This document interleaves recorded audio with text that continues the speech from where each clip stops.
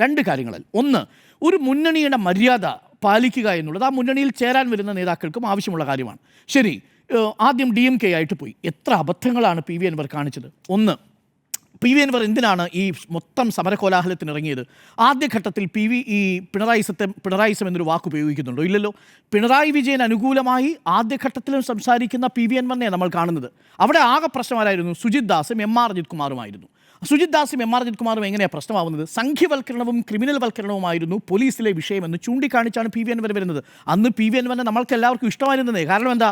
ഇപ്പോൾ CPM പലരും പറയാൻ മടിച്ച കാര്യം ഇടതുമുന്നണിയിലെ ഒരു സ്വതന്ത്രനായ MLA പറയുന്നു. അത് ഇടതുമുന്നണിയുടെ ചരിത്രത്തിൽ കേട്ടിട്ടില്ല കേട്ടോ. കാര്യം ഇടതുമുന്നണിയുടെ പരീക്ഷണശാലകളിൽ മലബാറിൽ ഉപയോഗിച്ചിരുന്ന ഒരു സമവാക്യം എന്ന് പറയുന്നത് സമ്പന്നരായ സ്വതന്ത്രരായിട്ടുള്ള മുസ്ലിം കാൻഡിഡേറ്റിനെ, ഇൻഡിപെൻഡൻ്റ് കാൻഡിഡേറ്റിനെ നിർത്തി പരീക്ഷിക്കുന്ന ഒരു രീതിയുണ്ടല്ലോ. അത് മംഗലാംകുഴി എലിയിൽ KT ജലീലിലൂടെ അബ്ദുൾ റഹ്മാനിലൂടെ വരുന്ന ഒരു രീതിയിൽ നിന്ന് വ്യത്യസ്തമായി PV അൻവർ പ്രതികരിച്ചു തുടങ്ങുകയാണ്. അത് CPM ആദ്യഘട്ടത്തിൽ അങ്കലാപ്പല്ലുണ്ടാക്കിയത്.